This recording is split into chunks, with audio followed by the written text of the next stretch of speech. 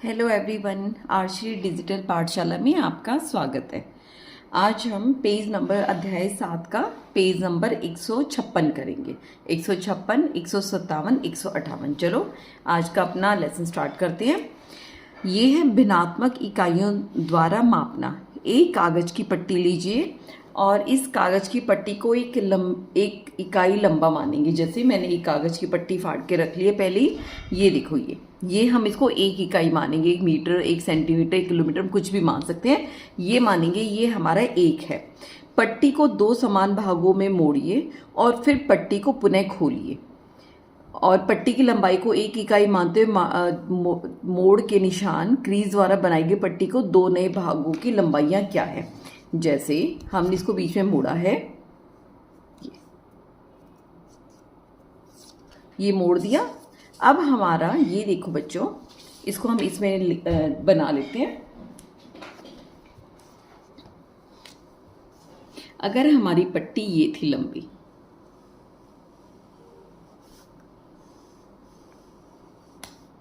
ये थी, ये जो पूरा था ये हमारा एक था। इतना लंबा जो था हमारी इसकी इकाई एक थी। अगर हमने इसको बीच में से मोड़ा तो माना यहाँ पर जो फोल्ड का निशान है यहाँ पर आया है।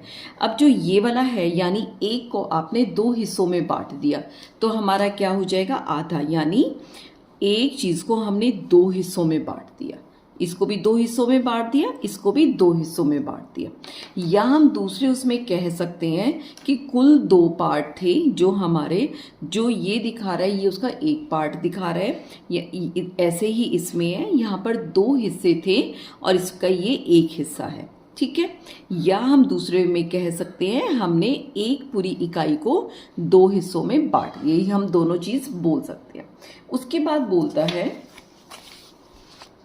पूर्व में मोड़ी गई पट्टी को यदि पुनः 2 समान भागों में मोड़े तो आपको क्या प्राप्त होगा। अब आपके 4 समान भाग मिलेंगे। यानी ये हमने पहले मोड़ा हुआ था, है ना, इसको हम फिर मोड़ते हैं। ये देखो, फिर हमने मोड़ दिया तो हमें कितने हिस्से मिल गए, कितनी क्रीज मिल गई, एक। अगर 1 2 3 4, यानी अगर हम देखें ये हमारी पट्टी थी, पहले हमने बीच में यहां से मोड़ा था, उसके बाद हमने इसको भी और मुड़ गया, इसको भी और मुड़ गया। ठीक है। अब इसका क्या समान भाग होगा। अगर हम सिर्फ इस पूरे एक की बात कर रहे हैं तो हमारा ये पूरा का पूरा एक है। ठीक है। अगर हम इसकी बात कर रहे हैं यहां से लेके यहां तक की, अगर मैं आपको दूसरे कलर का पेन लेके दिखाती हूँ,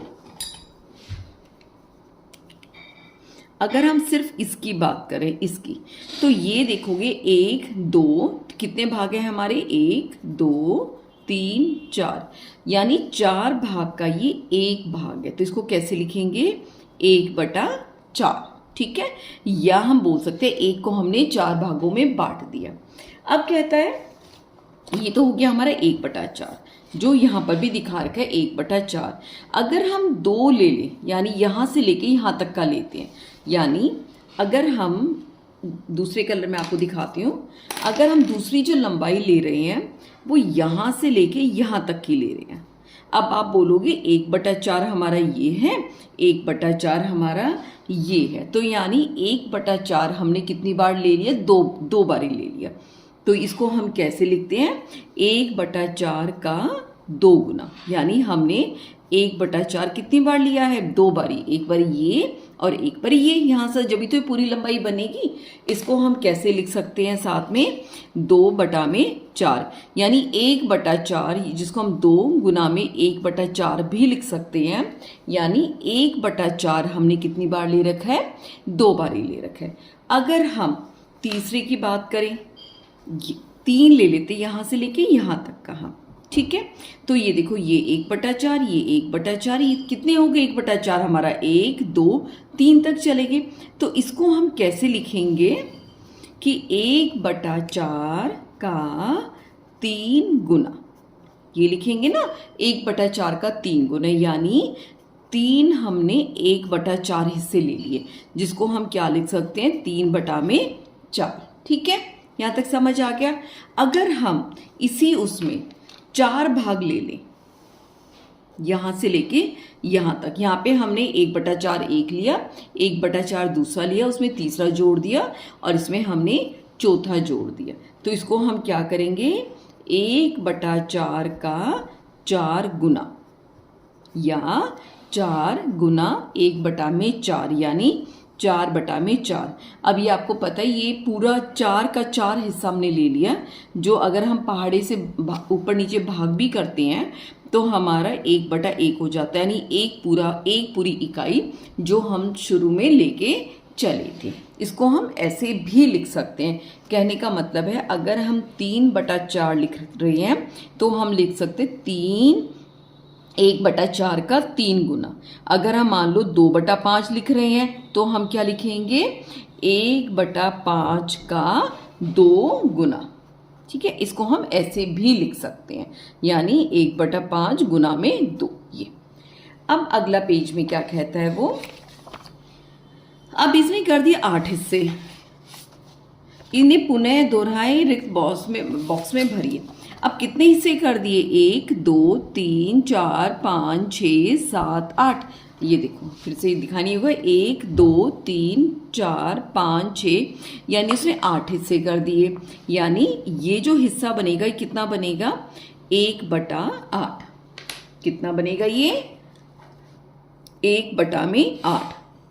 क्योंकि हम ये बोल सकते हैं 8 हिस्से का 1 भाग, या हम दूसरे वे में कहते हैं पूरी एक इकाई को हमने 8 हिस्सों में बांट दिया। अब जब यहाँ से लेके यहाँ तक ले रहे हैं, ये भी 1/8 है हमारा, ये भी 1/8 है ना, तो हमारे क्या हो गए यहाँ तक आते आते यहाँ तक 1/8 जमा में 1/8, यानी 2 बारी जोड़ेगा। तो हम क्या लिखेंगे इसको, 1/8 गुना में 2, यानी एक चीज को जब हम 2 बारी लेते हैं, 1/8 एक जैसी चीजें 2 बारी गुना लेते हैं तो इसको हम गुना 2 कर सकते हैं। तो ये हमारा कितना हो जाएगा, 2/8। ठीक है, इसके बाद अच्छा ये यहाँ पर लिख दिया था 1/2, तो इसको हम लिख सकते हैं 2/8। ये वाली जो ये लाइन है हमारी, यहाँ 3 तक ले लिया गया, तो ये हो जाएगा 1/8 का 3 गुना। कितना ले लिया हमने, 1/8 का 3 गुना, यानी कितना हो जाएगा 3/8, या 1/8 गुना में हम 3 कर सकते हैं। अब यहाँ तक 1/8 हमने 1 2 3 बारी जोड़ दिया। अगर हम इस लंबाई से यहाँ तक जा रहे हैं, यहाँ तक जो ये दिखा रहा है ना, ये इस लंबाई तक देखो ये, ठीक है, इसमें क्या जा रहा है, कितने 8 जुड़ गए हमारे, 1/8, 1 2 3 4, क्योंकि सारे हिस्से बराबर बटे हुए हैं तो हम क्या लिख सकते हैं, 1/8 का 4 गुना, यानी 4/8। ठीक है, अगर हम और आगे बढ़ जाएं, यानी हमने 1/8 और जोड़ दिया, अब हमारे कितने हिस्से हो गए, 1 2 3 4 5 हो गए। तो ये क्या हो जाएगा, 1/8 का 5 गुना। कितना हो जाएगा, 1/8 का 5 गुना, जो होगा 5/8। ठीक है, अगर और आगे जा रहे हैं, देखो हम बढ़ते जा रहे हैं, हमने इसमें 1/8 और जोड़ दिया, कितने हिस्से हो गए, 1 2 3 4 5 6, तो क्या हो जाएगा 1/8 का 6 गुना, यानी 6/8। और वैसे देख लग भी रहा है कि टोटल 8 हिस्सों में से हमने 6 हिस्से ले लिए। ठीक है, और आगे बढ़ते हैं, ये देखो इसमें फिर 1/8 जुड़ गया, तो कितने हो गए, 6 यहाँ तक था, एक और जुड़ा 7 हो गए। तो क्या लिखेंगे हम, 1/8 का 7 गुना, तो कितना हो जाएगा, 7/8। ठीक है, अगर हम और आगे बढ़ते जाते हैं, अब हमने क्या ले लिया, पूरा का पूरा ले लिया, तो हमारा क्या हो जाएगा, ये देखो यहाँ पर 1/8 और जुड़ गए, 1 2 3 4 5 6 7 8 जुड़ गए। तो हमारा क्या हो गया, 1/8 का 8 गुना, यानी 8/8, जो 8 के पहाड़े में आ रहा है, जो पूरा 1 हो गया। ठीक है, क्योंकि ये सब ऊपर ये भिन्नात्मक मात्राओं को भिन्नात्मक इकाइयों का उपयोग करके मापा जा सकता है। जैसे मैंने कल आपको भिन्नात्मक इकाई कौन क्या बताई थी, जिसके ऊपर एक आता और नीचे कुछ भी हो सकता है, 1/2 भी हो सकता है, 1/3 भी हो सकता है, लेकिन ऊपर एक होना जरूरी है। तो यहाँ पर हमें ये दिखाया गया कि अगर हमें ज़्यादा भिन्न नापनी है तो हम इसकी भिन्नात्मक इकाइयों का इस्तेमाल करके हम इसको नाप सकते हैं। अन्य उदाहरण लेते हैं, जैसे एक संपूर्ण रोटी एक दिखा रखी है, ठीक है। अगर एक के 2 हिस्से कर देंगे कितना हो जाएगा, आधा, यानी 1 गुना आधा। इसको हम कैसे लिख सकते हैं, 1 गुना आधा।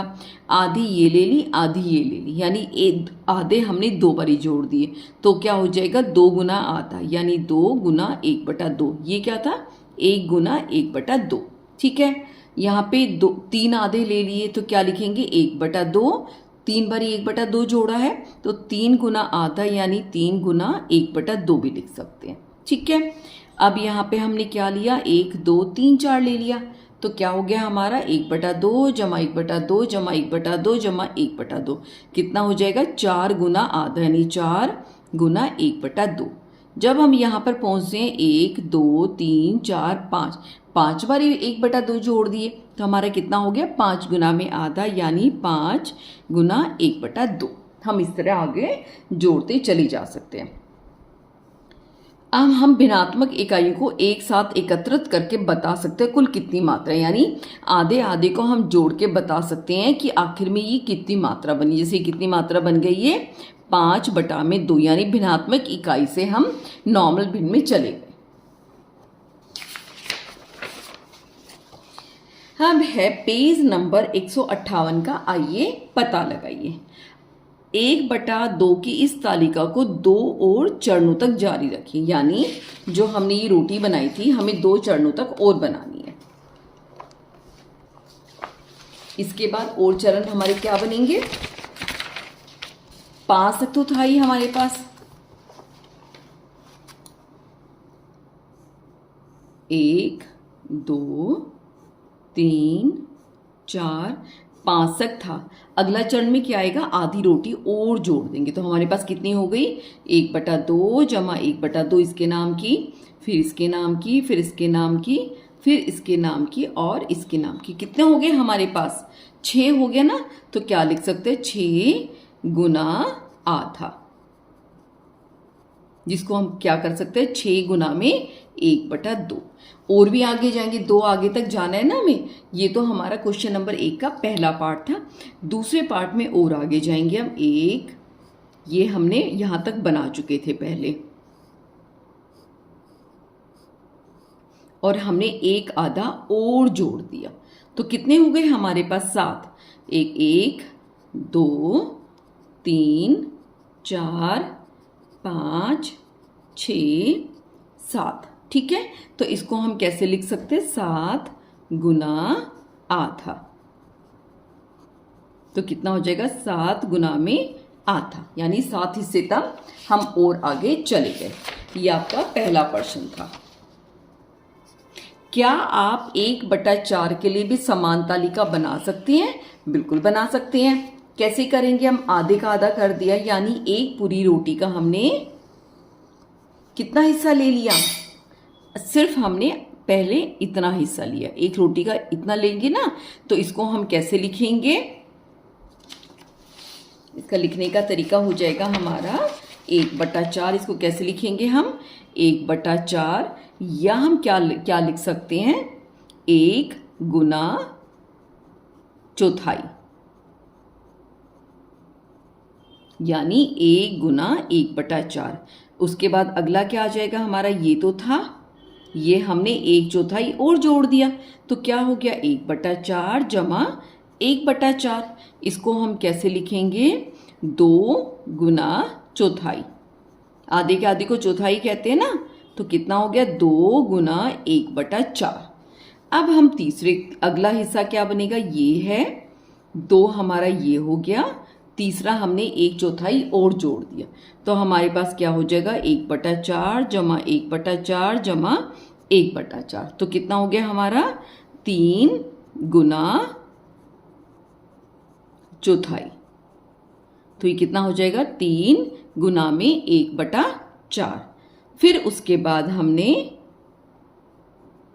एक और अगले हिस्से में एक और जो जोड़ दिया हमने एक चौथाई, तो 4 बारी जुड़े तो 1/4 जमा 1/4 जमा 1/4 जमा 1/4 मतलब 4 गुना चौथाई। तो कितना हो जाएगा 4 गुना 1/4। ठीक है, अब हमने पाँच उस तक जाना है ना, पिछली वाली तालिका में 2 हो गया, 3, 4 और हमने एक और जोड़ दिया आधा। ये देखो 1 2 3 4 5, तो हमारे पास 5 चौथाई हो गए। इस तरफ जितना आगे बढ़ाना चाहते हो बढ़ा सकते हो। तो हमारे पास कितना हो जाएगा 5 गुना चौथाई। ठीक है, तो इसको कैसे लिखेंगे 5 गुना में 1/4।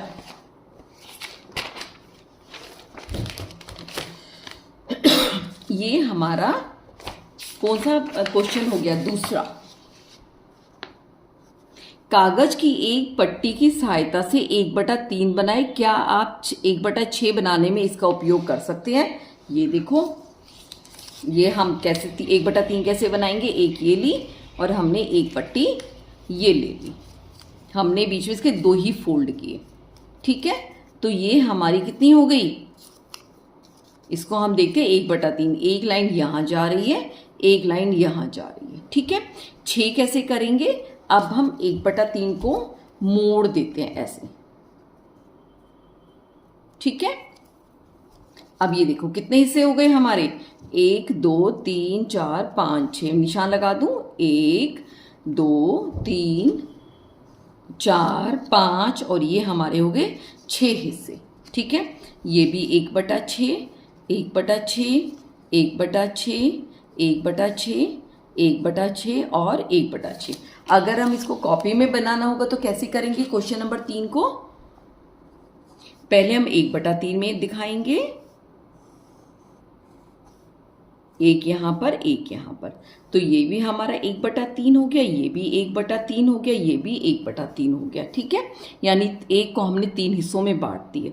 अगर हमें इसी के 6 करनी है, यानी हमने आपको दिखाया था ना कि ऐसे दोबारा मोड़ दिया, तो यहां मोड़ा, फिर यहां पर मोड़ा और यहां पर मोड़ दिया। कितने हिस्से हो गए, 1 2 3 4 5 6, यानी ये भी 1/6, ये भी 1/6 1/6 1/6 और 1/6, ऐसे हमारा हो गया। ये हमारा तीसरा प्रश्न हो गया। एक चित्र बनाए और उपरोक्त के अनुसार योग कथन लिखिए। ठीक है, जैसे 1/4 रोटी का 5 गुना। योग का कथन क्या था हमारा, ये इस तरह का, जैसे ये योग का ये लिखा हो ना हमने, योग का कथन, ये हमारा योग कथन है। इस तरह हमें लिखना है। क्या लिखना है, 1/4 का हमारा एक पार्ट, 1/4 रोटी का 5 गुना, यानी 1/4 रोटी हमारी 1 हो गई। ये हमें कितनी लेनी है, 5, ऐसे चौथा हिस्सा 5 लेना है। ठीक है, इसका योग कथन क्या लिखेंगे, 1/4 जमा 1/4 जमा 1/4 जमा 1/4 जमा 1/4, 5 बारी हो गई। और इसको कैसे लिखेंगे, 5 गुना चौथाई। ठीक है, ऐसे हम लिख देंगे इसको, 5 गुना 1/4 भी लिख सकते हैं। अब इसका बी पार्ट जो होगा, 1/4 रोटी का 9 गुना, हमें अब इसका 9 गुना बनाएंगे। ये देखो 1 2 3 4 5 6 7 8 और ये 9 इससे हो गए ना, 1 2 3 4 5 6 7 8 9। इसको लिखेंगे कैसे, 9 बारी 1/4, 1 2 3 4 5 6 7 8 और 9 बारी हमने इसको लिख दिया। और इसको लिखेंगे कैसे, 9 गुना चौथाई। कैसे लिखेंगे, 9 गुना चौथाई, यानी 9 गुना में 1/4, इस तरह। क्लियर हो गया ये भी बिल्कुल। ये हमारे चौथे का ए पार्ट भी हो गया, बी पार्ट भी हो गया। प्रत्येक भिन्नात्मक इकाई का सही चित्र के साथ जोड़ा बनाए। यानी इस 1/3 है, यानी इसको 1 को 3 हिस्सों में तोड़ा हुआ है। ये कितना है 1/5, 1 को 5 हिस्सों में तोड़ा हुआ है। 1/8 इसको 8 हिस्सों में तोड़ा हुआ है। 1/6 इसको 6 हिस्सों में तोड़ा हुआ है। यानी पहले हम ढूंढते 1/3 कौन सा ऐसा गोल है जो उसको 3 हिस्सों में तोड़ा गया। ये हमारा 1 2 3, तो ये इसके साथ मिलान करेगा। ठीक है, उसके बाद 1/5 कौन सा ऐसा हिस्सा है जिसको हमने 5 भागों में तोड़ा हुआ है। 1 2 3 4 5, ये इसके साथ मिलान करेगा। उसके बाद क्या है 1/8, इसमें देखो 1 2 3 4 5 6 7 8, तो ये वाला हमारा इसके साथ मिलान करेगा। और 1 2 3 4 5 6 ये हमारा इसके साथ मिलान करेगा 1/6 के साथ। अब भिन्नों को पढ़ते कैसे हैं। हम भिन्न को 3/4 को आमतौर पर 3/4 या 3/4 पढ़ते हैं, लेकिन इसे 3 गुना 1/4 के रूप में पढ़ने से हमें भिन्न के आकार को समझने में सहायता मिलती है। वैसे तो 3/4 करें, अगर हम 3 गुना 1/4 करें तो पढ़ते ही हम समझ जाएंगे कि 1/4 को 3 बारी ले रखा है। ठीक है, क्योंकि ये स्पष्ट दिखता है कि भिन्नात्मक इकाई 1/4 है और यहाँ ऐसी कितनी भिन्नात्मक इकाई है 3 है। समरण के लिए ऊपरी संख्या, हाँ हमने पहले भी एक बार आया था बताया था, अगर एक भिन्न 5/6 है इसको अंश कहते हैं और नीचे वाले को हर। जैसे ये बटा है, इसको जो ऊपर जो अंक लिखा गया है उसको कहते हैं अंश और नीचे वाले को हर कहते हैं। जैसे मान लो एक उदाहरण हम 3/4 ले रहे हैं, तो 3 हमारा अंश है, 4 हमारा हर है। ठीक है, बस यहीं पे ये इसके और ये अध्यापक के लिए। तो यहाँ तक हमने आज पेज नंबर 158 का किया है। कल हम पेज नंबर 159 का संख्या रेखा बनाना सीखेंगे और उस पर हम माप बनाना सीखेंगे। चलो तब तक अपना ध्यान रखना। Good bye.